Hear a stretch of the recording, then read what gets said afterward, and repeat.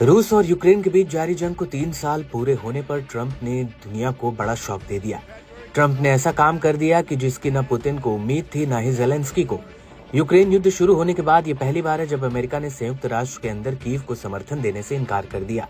Ukraine ने रूस के साथ युद्ध को 3 साल पूरे होने पर यूएन में एक प्रस्ताव पेश किया था। इस प्रस्ताव में रूसी हमलों की निंदा करने और यूक्रेन से तत्काल रूसी सेना को वापस बुलाने की मांग की गई थी।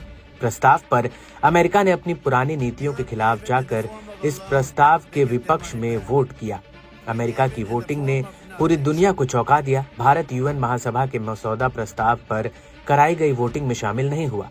अमेरिका ने प्रस्तावित संयुक्त राष्ट्र सुरक्षा परिषद के प्रस्ताव पर रूस के जैसे ही वोटिंग की है, जिसमें क्रेमलिन को आक्रामक नहीं बताया गया और न ही यूक्रेन की क्षेत्रीय अखंडता को स्वीकार किया।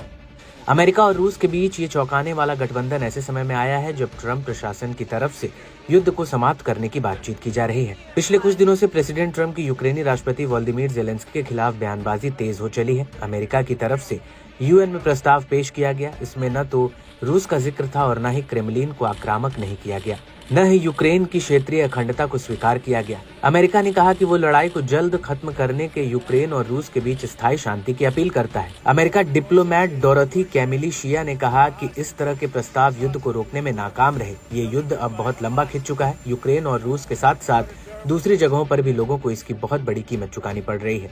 इस प्रस्ताव के जरिए कहा गया था कि रूसी हमला 3 साल से जारी है और इसका विनाशकारी प्रभाव सिर्फ यूक्रेन नहीं बल्कि दुनिया की स्थिरता के लिए खतरा है, जिसमें लाखों की संख्या में लोग मारे गए हैं। इसका असर न सिर्फ देश पर पड़ा है बल्कि पूरी दुनिया पर इस युद्ध का असर देखने को मिला है।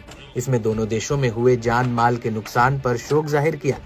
प्रस्ताव में मांग की गई कि यूक्रेन से रूसी सेना की तत्काल वापस लौट जाए। यूक्रेन में अस्थायी और न्यायपूर्ण शांति युद्ध अपराधों के लिए रूस की जवाबदेही है। इन्हीं कुछ मांगों पर वोटिंग कराई गई थी। यूक्रेन पर रूसी हमले के 3 साल पूरे होने पर यूक्रेन के राष्ट्रपति वोलोदिमीर ज़ेलेंस्की ने बड़ा बयान दिया है। ज़ेलेंस्की ने कहा है कि अगर यूक्रेन को शांति की गारंटी मिलती है या फिर उसे नेटो सैन्य गठबंधन की सदस्यता दी जाती है तो वह अपना पद छोड़ने को तैयार है। ज़ेलेंस्की ने कहा कि अगर उनके देश को स्थायी शांति प्राप्त होती है तो वह अपना पद छोड़ने को तैयार है।